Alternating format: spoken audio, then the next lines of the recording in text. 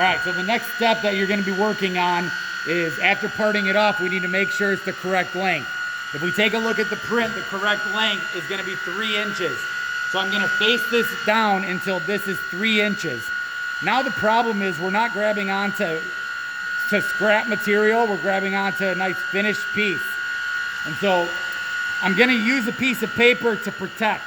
Now we don't want to just roll it up in a piece of paper because then it ends up with different thicknesses of material. When it's in the chuck, it can throw off the accuracy. What we'll do is we'll just rip off a section. And this section is not quite the length of the knurl, but this is going to be sticking out of the chuck. So really about the length of the jaw that it's in the lathe. And so I'm just going to tear this off. It's not super critical how well this looks. And then what I want is a couple layers of paper. So I'm just going to do 2 layers for now. If you can do 4 maybe. But now what we'll do is we'll roll this on. But we don't want to roll it again because now I have uneven thickness here versus over here. So what I do is I put it on and then I have like a tab, and this tab goes in between 2 jaws. So it's going to end up going like this. Now even with the paper, we're still going to kind of just be gentle. We're not going to go crazy because we don't want to damage the part, and there's a big hole in the part. So it's a little weaker than it was before. So you don't want to crank down on this because you'll end up making a triangle shape out of your hole. And so you just tighten it up. It's protecting the knurls and it's also not collapsing. Now you're going to go back to your normal turning tool and you're just going to face this nub off, and then we're going to take it out and get a measurement.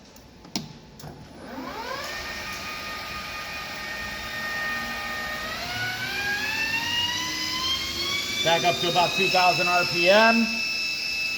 And now I just touch it off. Zero out my Z. Come in about 10 thousandths or so. And then I'm going to face this off. It's going to get rid of that center part as well. Okay, so it's nice and clean. Now I'm going to measure it.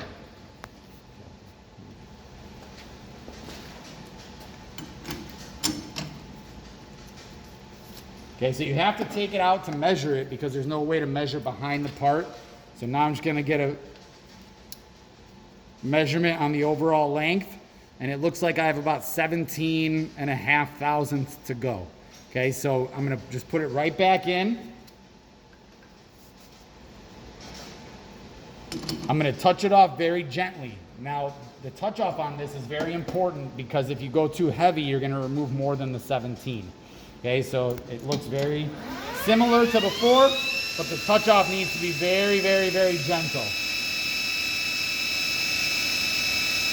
Just like that, just barely dusted. I'm going to zero out one more time.